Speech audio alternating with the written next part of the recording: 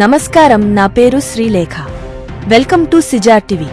తాజా వార్తలు విషయానికి వస్తే, ఏపీ రాజకీయాల్లో తెనాలి మహిళ గీతాంజలి మరణం వ్యవహారం అధికార, విపక్షాల మధ్య మాటల యుద్ధానికి సోషల్ మీడియా వార్కు కారణమవుతోంది. టీడీపీ, జనసేన ట్రోలింగ్ కారణంగానే మానసిక వేదనతో గీతాంజలి రైలు కిందపడి బలవమరణానికి పాల్పడిందని వైసీపీ నేతలు, మంత్రులు ఆరోపిస్తున్నారు.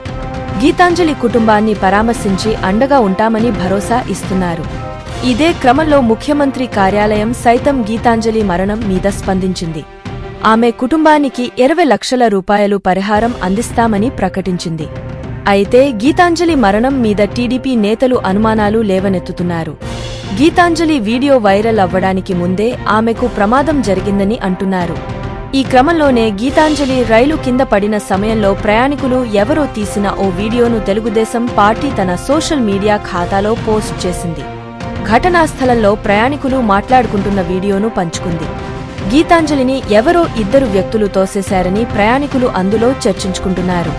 రైలు పట్టాల మీదకు ఆ అమ్మాయిని నెట్టేసి పారిపోయారని అందులో మాట్లాడుకుంటున్నారు. గీతాంజలిని తోసేసిన ఆ 2 ఎవరినేది తేల్చాలని టీడీపీ డిమాండ్ చేస్తోంది.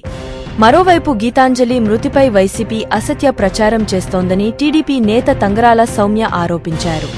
సజ్జా అజయ్ సోషల్ మీడియాలో ట్రోల్ చేయటం వల్లే మృతి చెందిందన్న అసత్య ప్రచారాన్ని ఖండిస్తున్నామని అన్నారు.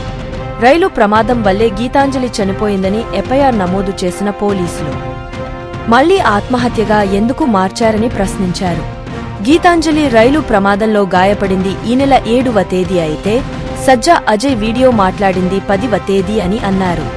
గీతాంజలి నిజంగా ఆత్మహత్య చేసుకుంటే 4 రోజులుగా కేసు ఎందుకు నమోదు చేయలేదని ప్రశ్నించారు.